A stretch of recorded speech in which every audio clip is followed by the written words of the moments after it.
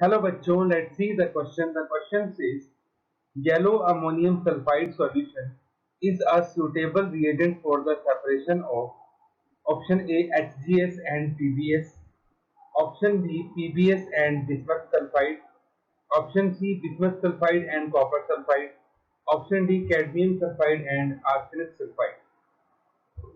तो हमें बताना है कि इनमें से किस पेयर को हम सेपरेट कर सकते हैं with yellow ammonium sulphide. So first of all, we will write down the key concept, and the key concept is group second A cation are insoluble in yellow ammonium sulfide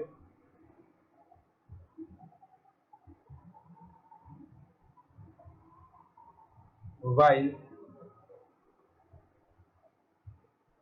group second B cation are soluble in yellow ammonium sulphide. तो इसमें ये soluble होते हैं. अब सबसे पहले तो हमें ये देखना है कि हमारे पास ग्रुप सेकंड ए में कौन कौन से कैटायंस होते हैं और ग्रुप सेकंड बी में कौन कौन से कैटायन होते हैं. तो ग्रुप सेकंड ए में हमारे पास कैटायंस होते हैं Hg+2, then bismuth+2, then Pb+2, then copper+2, then cadmium+2. ये कैटायन हमारे आते हैं ग्रुप सेकंड ए में.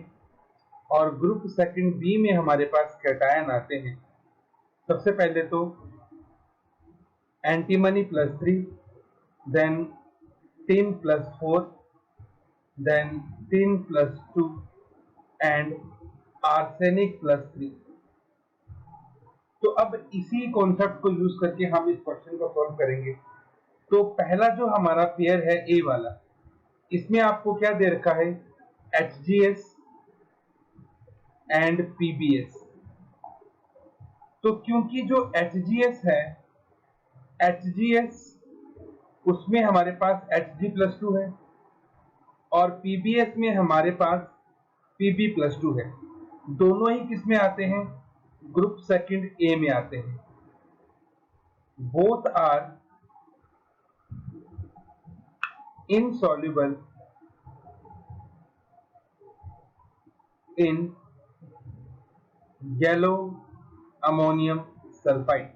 दोनों ही सॉल्युबल हो जाएंगे इसमें, दोनों ही इनसॉल्युबल है. तो इसका मतलब हम इन दोनों को सेपरेट नहीं कर सकते. फिर उसके बाद सेकंड अगर हम बी ऑप्शन की बात करें तो इसमें हमारे पास क्या है, PBS एंड बिस्मथ सल्फाइड. तो बिस्मथ जो हमारे पास है वो यहाँ पे Pb+2 है और साथ में बिस्मथ+2 है. तो ये दोनों भी कौन से ग्रुप में आते हैं, ग्रुप सेकंड ए. तो इसका मतलब both are insoluble in yellow ammonium sulfide.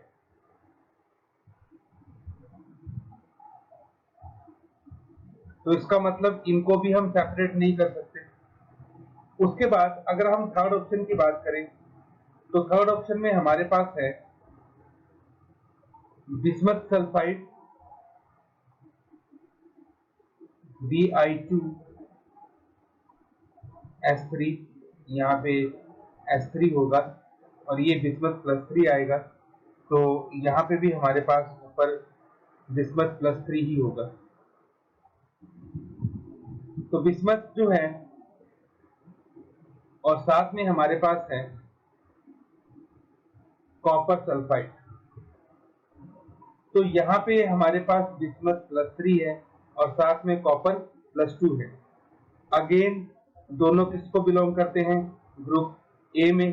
Both insoluble होंगे, कैन नॉट बी सेपरेटेड। इनको भी हम सेपरेट नहीं कर सकते। अब हमारे पास लास्ट आता है cadmium sulphide and arsenic sulphide. अब जो कैडमियम +2 है वो तो किस में आता है? ग्रुप सेकंड ए में। तो वो तो क्या होगा? इनसॉल्युबल। जबकि जो हमारे पास आर्सेनिक होता है, आर्सेनिक किस में आता है? ग्रुप सेकंड बी में। तो वो होगा सॉल्युबल। सॉल्युबल इन येलो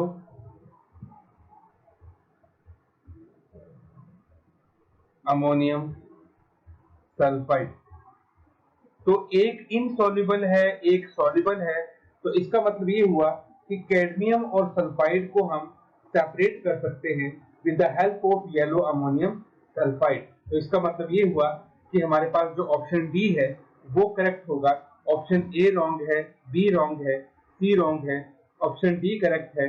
तो our final answer is option D, cadmium sulphide and arsenic sulphide. इन दोनों को हम सेपरेट कर सकते हैं येलो अमोनियम सल्फाइड से, क्योंकि cadmium sulphide yellow ammonium sulphide में इनसॉल्युबल होता है, जबकि arsenic sulphide yellow ammonium sulphide में सॉल्युबल होता है। तो ये हमारे पास फाइनल आंसर आ गया। Hope you understood it well. Best of luck.